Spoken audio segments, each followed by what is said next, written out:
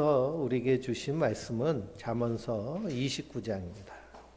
잠언서 29장 1절부터 8절까지 먼저 한 목소리로 같이 읽겠습니다.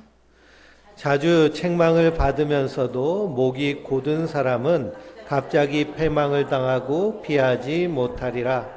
의인이 많아지면 백성이 즐거워지고 악인이 권세를 잡으면 백성이 탄식하느니라.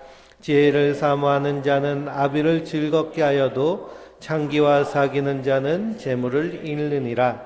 왕은 정의로 나라를 견고하게 하나 뇌물을 억지로 내게 하는 자는 나라를 멸망시키느니라. 이웃에게 아첨하는 것은 그의 발 앞에 그물을 치는 것이니라. 악인이 범죄하는 것은 스스로 올무가 되게 하는 것이나 의인은 노래하고 기뻐하느니라. 의인은 가난한 자의 사정을 알아주나 악인은 알아줄 지식이 없느니라. 거만한 자는 성읍을 요란하게 하여도 슬기로운 자는 노를 그치게 하느니라. 아멘. 할렐루야.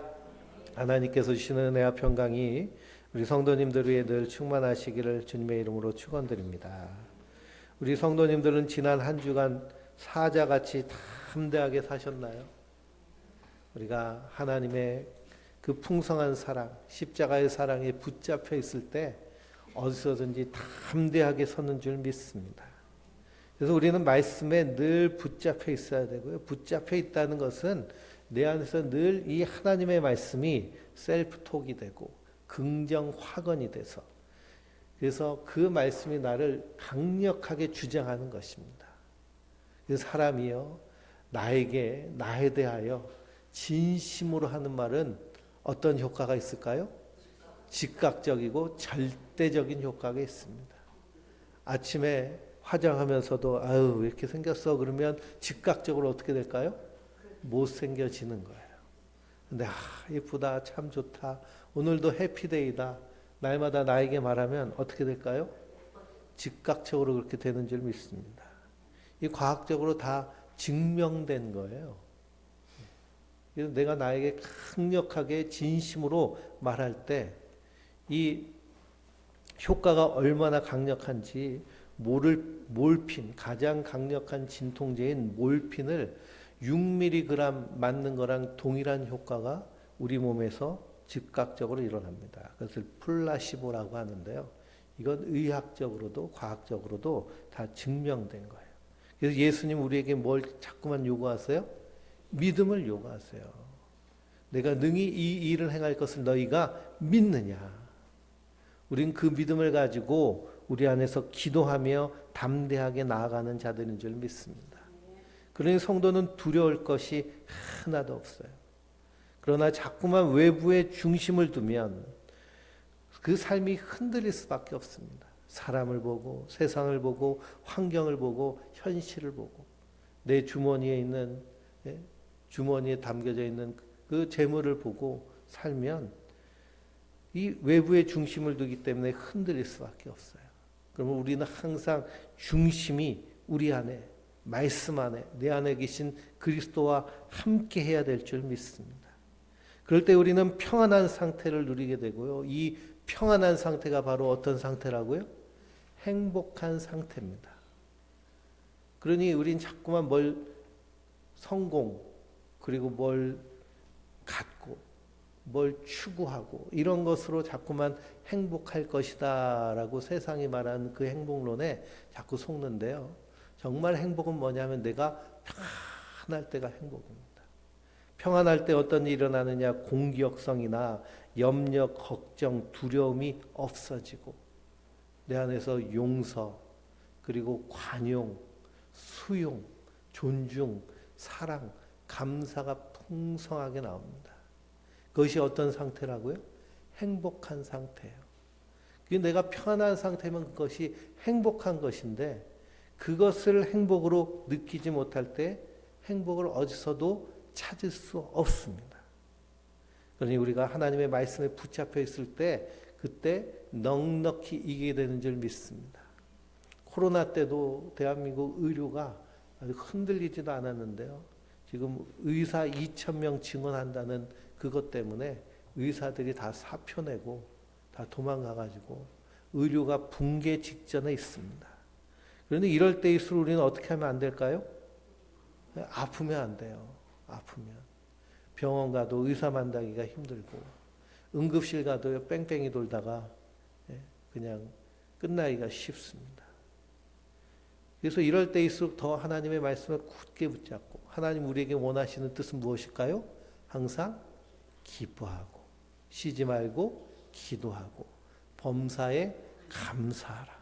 이는 그리스도 예수 안에서 너희를 향하신 하나님의 뜻이니라 라고 하셨습니다. 우리가 이 심한 스트레스에 빠지면 기뻐할 수가 없고요. 감사가 사라지고 하나님은 온데간데 없이 그냥 그 어떤 일에 몰두하게 되고요. 그것 때문에 이렇게 스트레스를 받습니다. 모든 질병의 대부분은요. 스트레스로 인해서 옵니다. 그리고 우리가 스트레스를 심하게 받으면 잠도 잘 안 오잖아요. 그래서 잠도 못 자고 음식도 스트레스를 받으면 폭식을 하는 사람이 있고 그리고 소화를 잘 못 시키게 됩니다. 왜냐하면 우리 몸이 그렇게 반응하기 때문에. 그러니 우리가 이 땅에 살면서 받는 스트레스들이 참 많습니다. 그럴 때 어떻게 해야 될까요? 잘 흘려보내야 돼요. 근데 중심이 자꾸만 외부에 있으면 그것에 막 몰두하게 되죠. 그래서 이 풀리지도 않는 이 문제를 가지고 계속 걱정하고 근심하고 그러다 소화가 안 되고 스트레스 때문에 가진 질병들 우리 안에 있는 DNA가 마구마구 손상이 됩니다. 그래서 급격하게 노화가 오고 그래서 이것을 성경은 주님은 우리에게 어떻게 하라고 하세요? 누구에게 맡기래요? 주께 맡기라고 하시잖아요. 예수님께로 던져버리고 우리는 그 말씀 안에서 주 안에서 항상 기뻐하고 감사하며 주님과 동행할 때 넉넉히 이기게 되는 줄 믿습니다. 그러면 성도는 이 땅에서 사자와 같이 담대하는 자들인데요. 오늘 말씀은 제목이 뭘까요? 목이 곧은 자입니다. 목이 곧은 자. 이 목이 곧아야 된다는 말일까요? 안 그러면 꺾여야 된다는 말일까요? 꺾여야 된다는 말입니다. 우리 신체는 이 목이 이렇게 곧게 서 있어야죠. 그러나 하나님 앞에서 우리의 영혼의 목은 꺾여 있어야 됩니다. 1절 말씀해 보니 자주 책망을 받으면서도 목이 곧은 사람은 갑자기 패망을 당하고 피하지 못하리라 라고 말씀하고 있습니다. 여기서 목이 곧다는 말은 책망을 받아들이지 않고 충고를 받아들이지 않고 자기 고집, 자기 주장을 이렇게 부리는 사람을 얘기합니다. 이 잠언서를 읽으면서 우리가 이 정치적인 생각을 안 할 수가 없는데요. 참 대통령이 요번에 무슨 뭐 담화라고 하는 걸 보면 의료는 잘 돌아가고 있고 경제는 어느 때보다도 지금까지 살아보지 못한 행복한 날을 살고 있다고 그렇게 얘기를 하는데 참 할 말을 잃었습니다. 그러니 딱 성경에 어떤 사람이라는 거예요? 아, 목이 고다 있구나. 남의 말을 하나도 듣지 않고. 그래서 응급실에 가려고 119를 불렀는데 2시간 동안 뺑뺑이 돌다가 치료도 받지 못하고 죽는 사람들이 허다한데도 잘 돌아가고 대처를 잘하고 있다는 이런 얘기를 들으면 참 우리가 답답한데요. 아, 성경이 딱 이렇게 말씀하고 있구나라는 걸 보며 참 신기했습니다. 그러니 목이 곧다는 말은 책망을 받아들이지 않고 자기 주장만 옳다는 사람이 목이 곧은 사람이에요. 이 사람에 대해서 이 잠언서 오늘 읽은 1절에서 8절 말씀 가운데 6가지 특징인데요. 그 특징이 뭐냐? 악인인 거죠. 2절에 악인. 3절을 보면 이런 사람은 창기와 사귀는 자. 창기와 사귄다라는 것은 결국에는 이 세상 욕심, 욕망으로 가득 차 산다는 것을 의미합니다. 그 4절은 뇌물을 내게 하는 자이고 5절은 이웃에게 압참하는 자, 6절은 또 악인이라고 말하고요. 7절은 가난한 자의 사정을 알아주지 않는 자, 8절은 거만한 자, 이렇게 목이 곧은 자의 특징을 8절까지 6가지로 말씀하고 있습니다. 근데 문제는 우리가 하나님의 말씀은 교훈과 책망과 바르게 함과 의를 교육하기에 유익한 말씀인데요. 그 말씀을 들으면서도 우리가 그 말씀이 우리 삶 가운데 잘 적용되나요? 그렇지 않나요? 잘 되지가 않습니다. 왜 그럴까요? 우리의 목이 곧기 때문에 그래요. 하나님 앞에. 이 목이 곧은 모습에 대해서 구약을 보면 하나님이 이스라엘 백성을 향해서 말씀하십니다. 출애굽기 32장 9절을 보면 내가 이 백성을 보니 목이 뻣뻣한 백성이로다 라고 하십니다. 언제 목이 뻣뻣하다고 하실까요? 모세가 하나님의 계명을 받기 위해서 시내산에 올라가서 40일 동안 하나님과 동거동락하는데 그때 산 밑에 있던 이스라엘 백성들이 뭘 했을까요? 금송아지 만들어서 거기서 우상 숭배합니다. 그 모습을 보고 하나님께서 모세에게 하신 말씀이에요. 이스라엘이 백성들이 출애굽하면서 경험한 하나님은 어떤 하나님이실까요? 10가지의 재앙을 애굽에 내리셔서 이스라엘 백성들을 구원해 내셨어요. 그리고 광야길을 걸을 때 만나를 주셔서 그 만나를 먹게 하시고 구름 기둥과 불 기둥으로 인도하셔서 한낮의 태양을 피하게 하시고 그 사막의 추운 밤을 그 불 기둥으로 지켜 보호해 주셨어요. 만약 우리가 사는데 날마다 이 구름 기둥이 위에 있고 밤마다 불 기둥이 옆에 있으면 우리가 목이 뻣뻣할 수가 있을까요? 그러기가 참 쉽지 않습니다. 그리고 이스라엘 백성들은 친히 하나님의 음성을 시내산에서 들었어요. 그러니 하나님의 그 임재와 하나님을 그렇게 많이 경험한 이 이스라엘 역사 가운데 출애굽한 시절만큼 하나님을 경험한 사람들이 없는데요.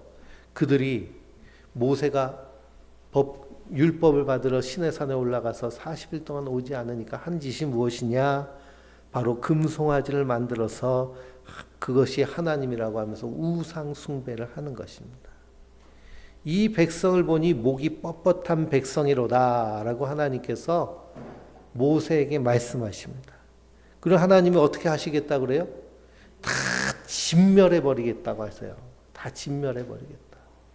그때 모세가 목숨을 걸고 이스라엘 백성들을 위하여서 중보기도 합니다. 하나님 기껏 애굽에서 이렇게 출애굽시키셔서 이 팔레스타인의 모든 국가들이 이 이스라엘을 주목하고 있는데 광야에서 하나님 다 죽여버리시면 그들이 하나님에 대해서 뭐라고 하시겠습니까? 그러면서 심지어는 생명책에서 내 이름을 지우시고 그들을 구원해 주십시오 하고 모세가 중보기도 합니다. 하나님 그 기도를 들으세요. 그리고 이스라엘 백성들을 용서하여 주십니다. 또 모세는 이 이스라엘 백성들을 살리기 위해서 하나님의 법궤를 어떻게 했을까요? 깨트렸어요. 십계명 돌판을 깨트려서 그들을 살려냈습니다. 그러니 시내산에 올라가서 율법을 받고서는 내려왔는데 우상 숭배하는 이스라엘을 보고 열받아가지고 이 십계명 돌판을 깨트렸다고 설교하는 목사님들은 성경 공부를 제대로 안 하신 분들이에요. 깨트린 이유는 뭐냐? 이 율법이 깨져야 그들이 살기 때문에 그렇습니다. 그러니 우리를 살리시기 위해서 예수님이 어떻게 하셨어요? 십자가에서 자기 몸을 쪼개셨잖아요. 그래서 우리를 살려주신 줄 믿습니다. 그렇지, 그렇게 구속의 역사가 이렇게 연결되는데요. 그 중심에는 목이 굳은 백성인 이스라엘이에요. 출애굽기 33장을 보면 이스라엘 백성들이 이 시내산에서 율법을 받고 이제는 약속의 땅 가나안으로 가려고 하는데요. 하나님이 너희끼리 가라고 하세요. 나는 못 가겠다. 33장 3절을 보면 너희는 목이 곧은 백성인즉 내가 길에서 너희를 진멸할까 염려된다라고 하세요. 그 목이 곧은 백성은 하나님 어떻게 해버리세요? 그냥 끝내버리시는 겁니다. 끝내버리세요. 너희를 진멸할까 봐 겁나서 너희랑 못 가겠다. 근데도 모세가 간절히 기도하여서 하나님이 그들과 함께 가십니다. 근데도 여전히 광야에서 어떻게 해요? 이스라엘 백성들이 불평불만합니다. 그래서 불뱀을 보내시기도 하고, 고라의 자손들은 그냥 땅을 가르쳐서 지하에 그냥 집어넣기도 하시고, 하도 고기 타령을 해가지고요 메추라기를 보내줬더니 이스라엘 백성들이 어때요? 그냥 맛있게 먹으면 되는데 그냥 그걸 가지고서는 천년만년 먹을 생각으로 3일 낮밤을 계속 메추라기를 그냥 이렇게 걷는 겁니다. 그래서 얼마나 걷었는지 1인당 2톤씩 걸었어요. 2천 리트라니까요. 2톤. 근데 생각해 보세요. 우리 성도님들, 이 대서양에 이 겨울 폭풍이 치면, 그러면 저희 누나가 저희 대서양의 메인주에서 이렇게 목회를 했는데요.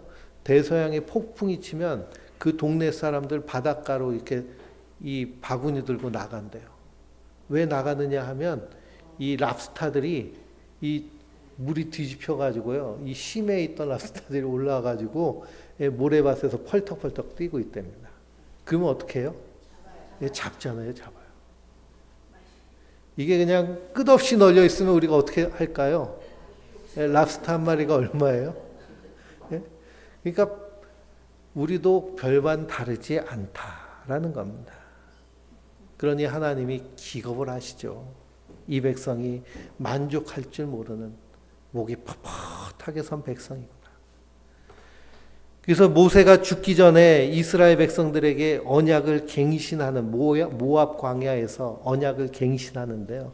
그것이 신명기의 말씀입니다. 신명기 말씀 가운데 계속 이스라엘 백성들에게 깨닫게 하시는 것은 무엇이냐? 신명기 9장 6절을 보면요.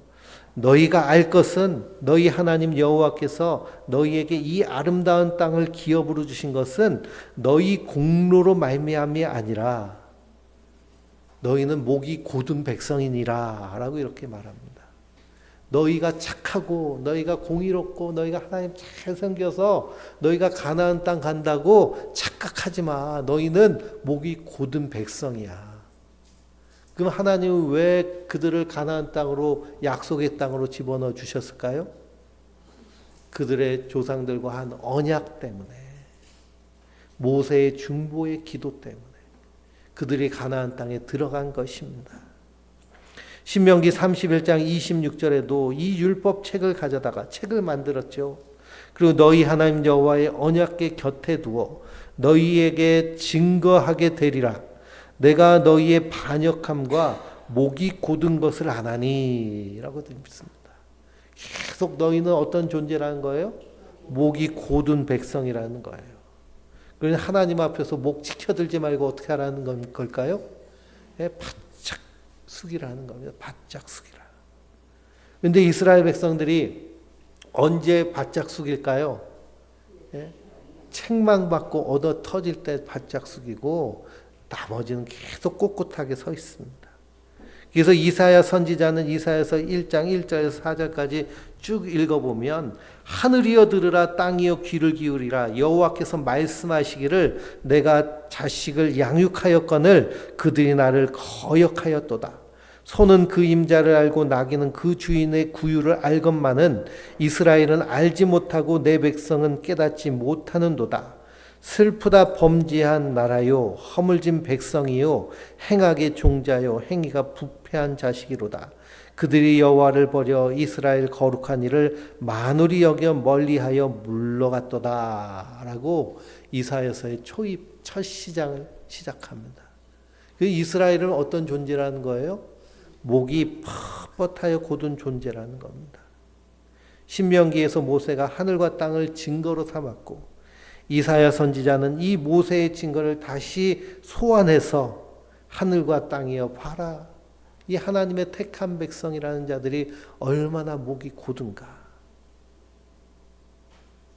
그러니 우리 인생은 하나님 앞 보시기에 항상 어떤 존재일까요? 목이 빳빳이 서 있는 존재, 언제라도 심판하시면 심판받을 수밖에 없는 존재가 우리 인생인 것입니다.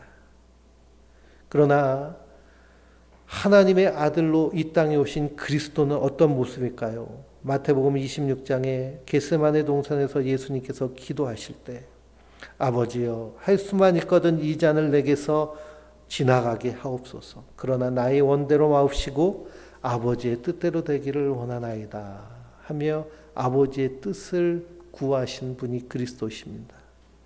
예수님께서 십자가에 달려 죽으실 때의 모습이 요한복음 19장 30절에 예수께서 신포도를 받으신 후에 이르시되 다 이루었다 하시고 머리를 숙이니 영혼이 떠나가시니라 라고 기록되어 있습니다. 예수님은 십자가에서 어떻게 하셨어요? 머리를 숙이신, 고개를 숙이신, 하나님을 향해서 완전히 목이 꺾어진 모습.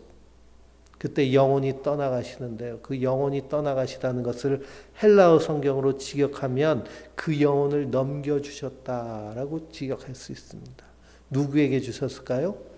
믿는 우리에게 주셔서 우리로 목이 뻣뻣한 인생이지만 그리스도로 말미암아 하나님의 언약 가운데 거하게 된 하나님의 언약 백성으로 삼아 주신 줄 믿습니다. 그래서 베드로가 이스라엘 백성들을 향해서 설교할 때 사도행전 7장 51절을 보면 목이 곧고 마음과 귀에 할례받지 못한 사람들아 라고 그들을 향해서 말합니다. 목이 곧고 마음과 귀에 할례를 받지 못한 너희들아, 너희가 하나님의 아들 그리스도를 십자가에 못 박아 죽였다.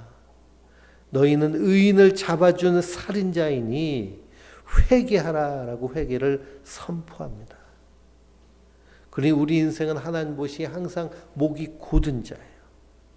옛날에 문방구 앞에 이렇게 이 오락실처럼 오락기구가 있잖아요. 오락실 앞에 보면 항상 있는 게 뭐였을까요? 두더지가 있었어요. 두더지. 50원 넣으면 두더지가 올라옵니다. 그러면 망치로 어떻게 해요? 팍팍 치죠. 그래서 그냥 학교에서 시험 못 보고 선생님한테 혼나고 뭐 그런 일이 있을 때 그걸 치면 아주 그냥 스트레스가 잘 해소가 됐습니다. 그래서 틈만 나면 고개 쳐드는 것이 우리 인생이라는 거예요. 사도 바울은 그래서 어떻게 고백을 하나요? 날마다 나를 쳐서 복종시킨다고 고백합니다.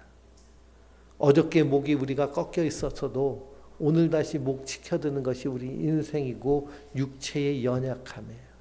그래서 날마다 나를 쳐서 복종시키는 것이 하나님 앞에 고개가 숙여진 인생인 줄 믿습니다. 그리스도께서도 하나님 앞에 고개 숙이심으로 우리를 구원해 내셨습니다. 그러니 2절 말씀을 보면 의인이 많아지면 의인은 어떤 사람일까요?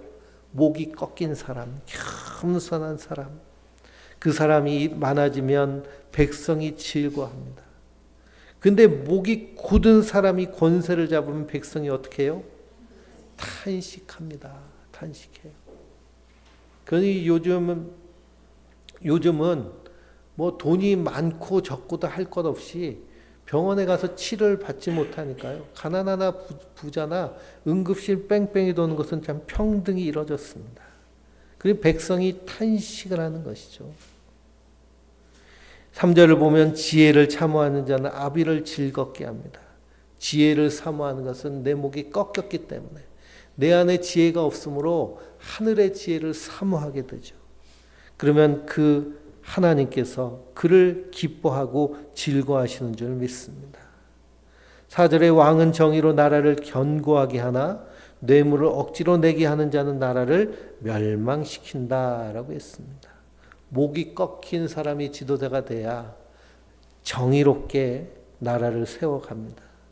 그러나 그러지 않은 자들은 결국 그 탐심으로 인해서 뇌물을 억지로 내게 해서 나라를 망하게 하죠. 5절에 이웃에게 아첨하는 것은 그의 발 앞에 그물을 치는 것이라 라고 했는데 그 이웃은 권력과 능력을 가진 자들을 의미합니다. 그들이 잘못한 것을 책망하지 않고 아부하고 아첨하면 결국 그 사람을 망하게 하는 것이죠. 6절에 보면 악인이 범죄하는 것은 스스로 올무가 되게 하는 것이나 의인은 노래하고 기뻐한다 되어 있습니다. 그러니 의인은 악인이 가지고 누리는 세상 것이 없어도 주님으로 인해서 기뻐하고 노래하는 자들이 바로 목이 꺾인 하나님 앞에서 의로운 자들이에요. 왜 그러냐? 영원한 하나님 나라를 약속으로 받았기 때문에 이 땅에서 하나님 나라의 유업을 누리며 사는 자들인 줄 믿습니다. 그래서 사도 바울이 내가 궁핍에 처할 줄도 알고 부유할 때도 있고 건강할 때도 있고 병들 때도 있고 갇힐 때도 있고 자유할 때도 있는데 이것이 나에게 전혀 문제가 되지 않는다고 고백합니다. 왜 그러냐? 내게 능력 주시는 자 안에서 내가 모든 것을 할 수 있기 때문에 그래요. 없으면 없는 대로, 있으면 있는 대로 누릴 줄 아는 것이 하나님 나라를 사는 하나님 백성인 줄 믿습니다. 목이 꺾여 있으면요, 많이 주신 것 가지고 잘 섬기게 돼요. 없으면 없는 대로 그 안에서 누리며 살 수 있습니다. 아프면 아픈 대로 내 안에서 더 하나님을 의지하려고 하시는 하나님의 뜻을 깨닫고 기쁨으로 살 수 있어요. 건강하면 그 건강한 육체를 가지고 하나님의 영광을 위해 살아낼 수 있습니다. 사도 바울은 감옥에 갇혔을 때도 조금 좀 문제가 되지 않았어요. 왜 그러냐? 거기서도 복음을 들을 사람이 있기 때문에 하나님 나를 여기 보내셨구나 하는 굳건한 믿음이 있었기 때문입니다. 그래서 오히려 사도 바울이 감옥에 갇혔기 때문에 우리가 바울이 쓴 서신서를 지금까지 전해서 복음의 진수를 함께 누리고 나눌 수 있는 줄 믿습니다. 만약 감옥에 갇히지 않고 맨날 돌아다녔어 봐요. 그럼 편지 쓸 틈이 없죠. 그렇죠? 그냥 찾아가서 권면하면 끝나는 겁니다. 근데 갇혔기 때문에 에베소서도 쓰고 빌립보서도 쓰고 골로새서도 쓰고 옥중서신을 쓰고 여러 편지를 쓰며 그가 활동할 수 없었기 때문에 그런 서신서들이 남아 있는 겁니다. 그러므로 내게 능력 주시는 자 안에서 내가 모든 것을 할 수 있느니라. 목이 꺾인 그리스도인들은 이 땅에서 이러한 자세로 주님을 의지하며 살아내는 자들인 줄 믿습니다. 그러니 양궁 선수들이 금메달을 휩쓸면서 스스로 셀프톡한 것이 있잖아요. 차분하고 침착하게 즐거운 마음으로 할 수 있다. 이것이 다 어디서 나온 용어들일까요? 성경에서 나온 용어들이에요. 성경에서 나온 용어들. 하나님의 말씀. 그러면 하나님의 말씀 붙잡고 산 사람들이 이 세상의 역사의 주인공이 되고 역사를 이끌어갑니다.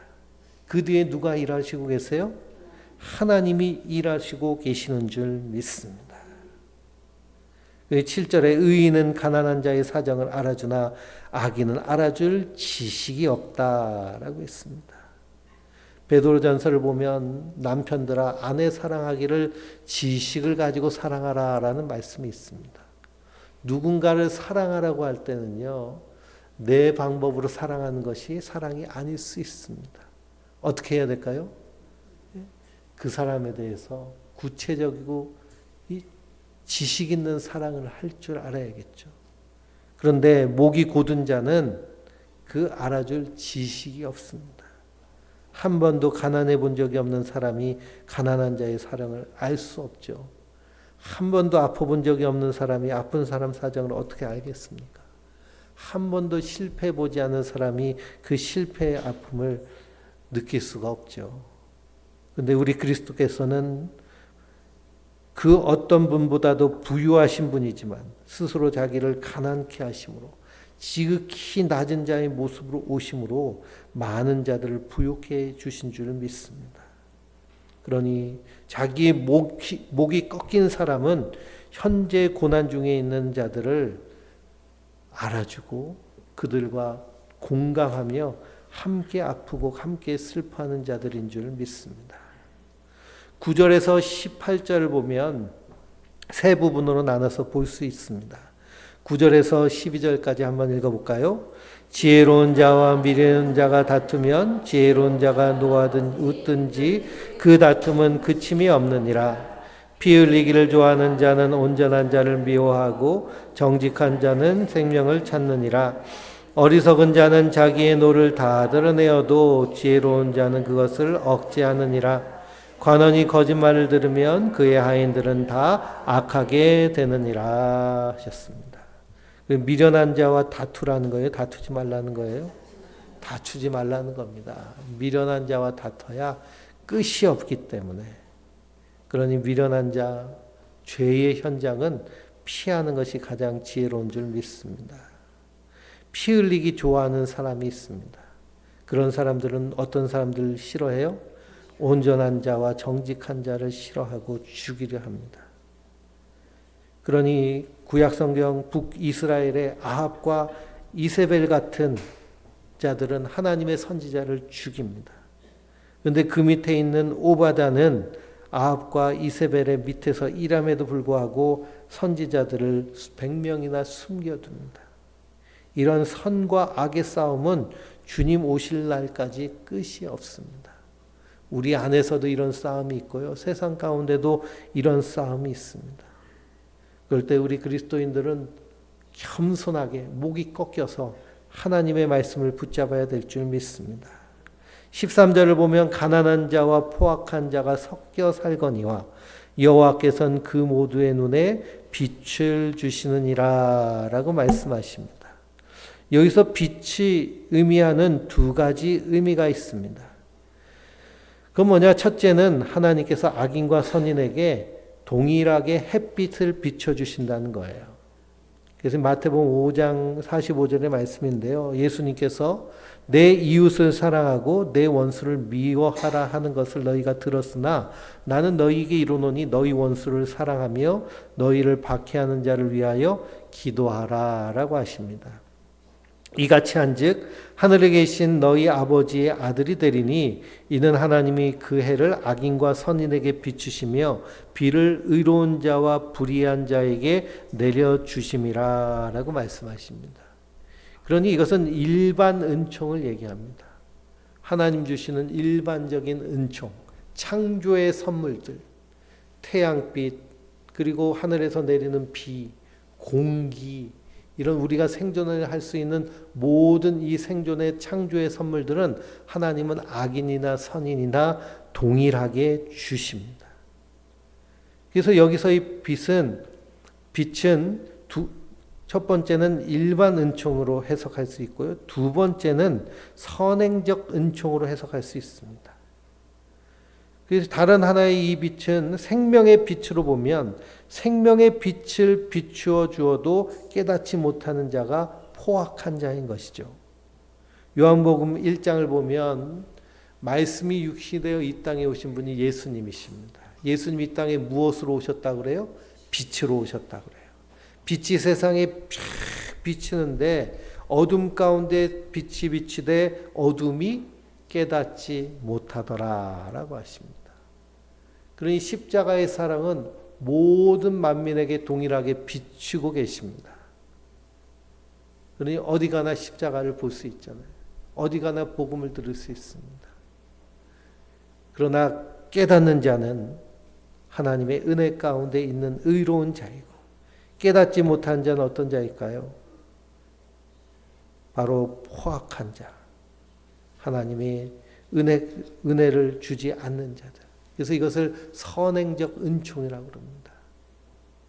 그리고 우리 안에 이 하나님의 은혜가 있어서 하나님의 말씀을 깨닫는다라고 할 때 이것처럼 큰 은혜와 사랑이 없는 줄 믿습니다. 그러므로 말씀을 깨달을 때 감사하고 기뻐하고 그 말씀을 굳게 붙잡고 승리하는 우리 성도님들 되시길 바랍니다. 18절 말씀을 보면 묵시가 없으면 백성이 방자히 행하거니와 율법을 지키는 자는 복을 받느니라 라고 하셨습니다. 우리가 삼시로 나눌 말씀도 이 말씀입니다. 묵시가 없으면 백성이 방자히 행하거니와 율법을 지키는 자는 복이 있느니라. 이 묵시란 말은 우리가 역사라는 것, 역사는 눈에 보이죠. 사람이 눈에 본 것을 기록한 것이 역사입니다. 그런데 이 역사 뒤에서 일하시는, 그래서 막스 베버는 보이지 않는 손이라는 이야기를 했어요. 이 경제 논리에 대해서 이야기를 하면서 보이지 않는 손이 있다고 얘기합니다. 그처럼 역사도 우리가 사람의 눈에 보여서 기록된 역사 뒤에도 보이지 않는 하나님이 일하시는 일하심이 있는데요. 이것을 묵시라고 얘기합니다.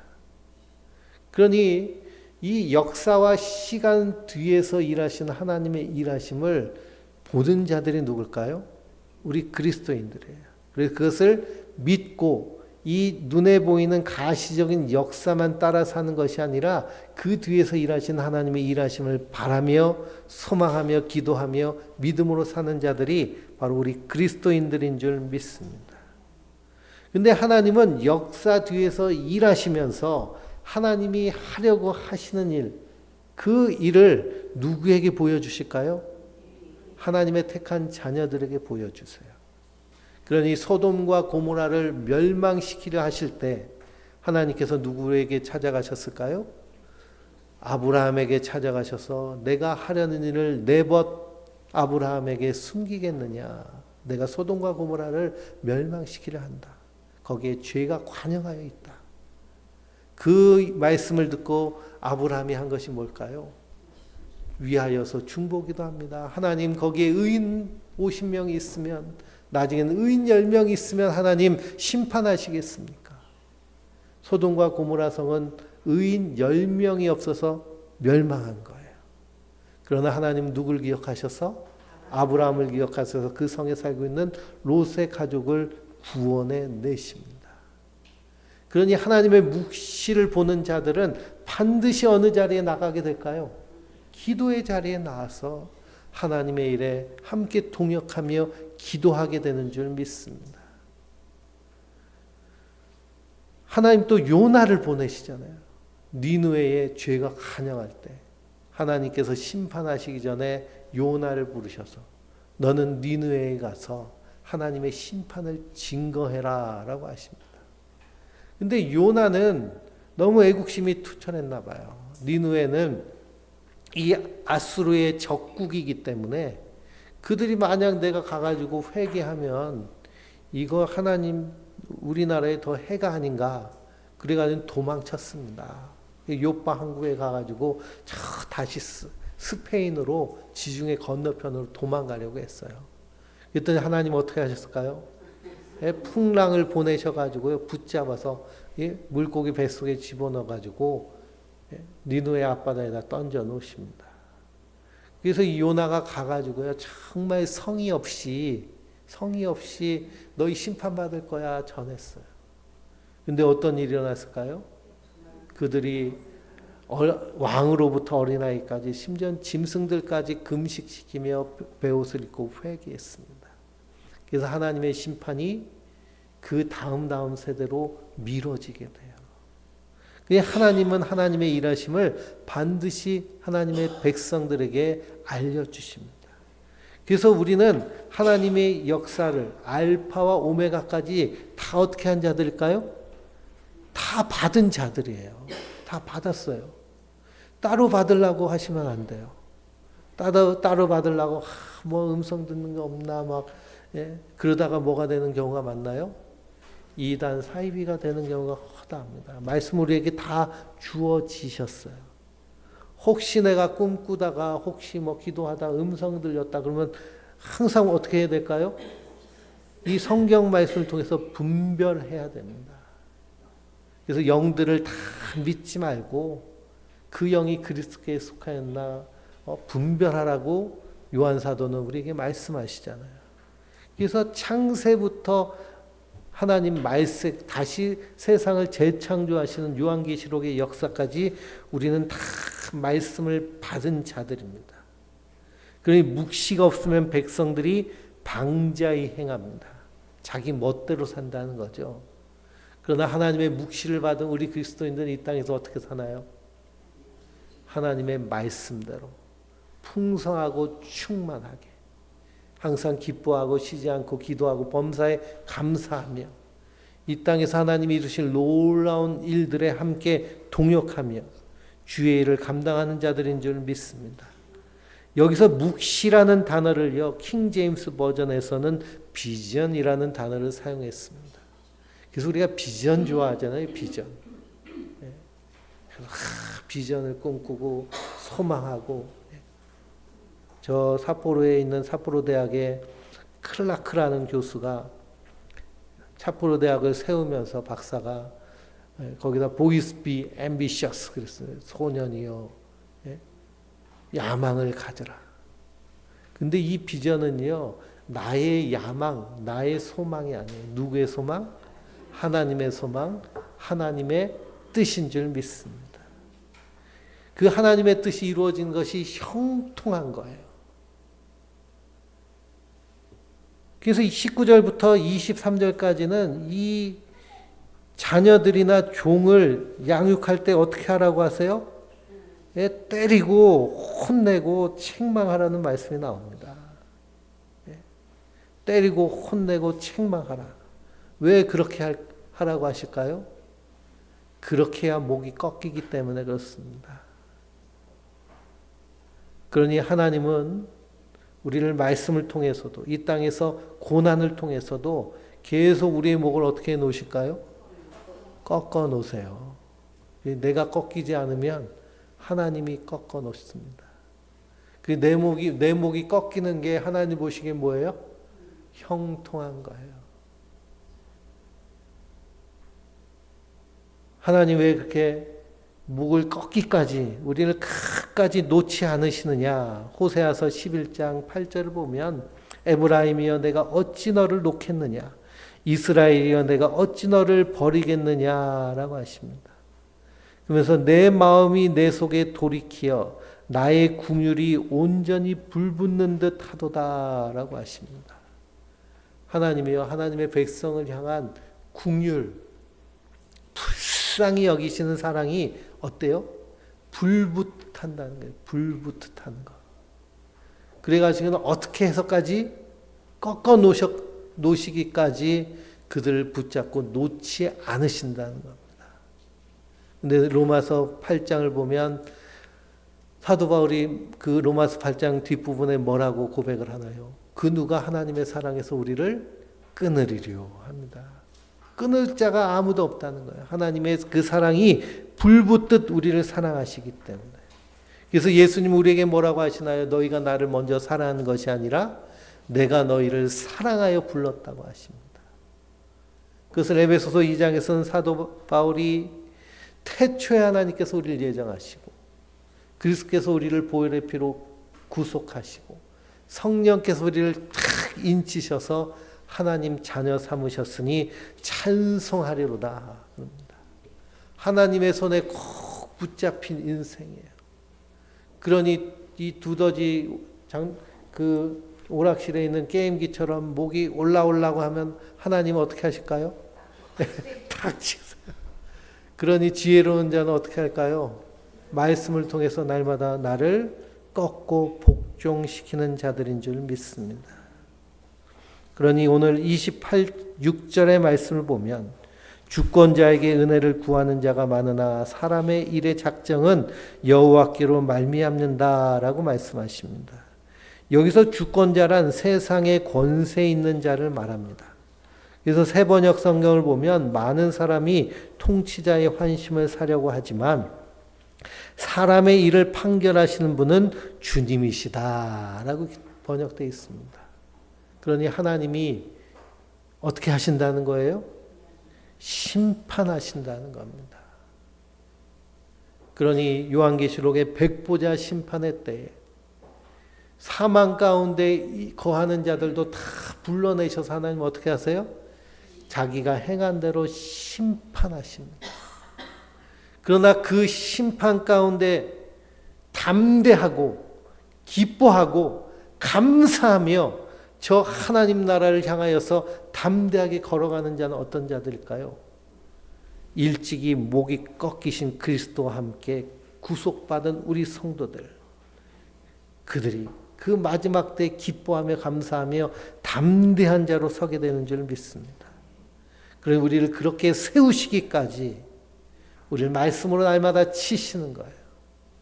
그럼 우리가 그 말씀을 굳게 붙잡고 그 말씀이 가라 하시면 가고 그 말씀이 서라 하시면 서는 순종의 사람이 되어서 이 땅 가운데서 하나님 나라를 누리고 맛보며 세상 가운데 드러내는 하나님의 사람들, 주의 백성들 되시길 주님의 이름으로 축원드립니다. 오늘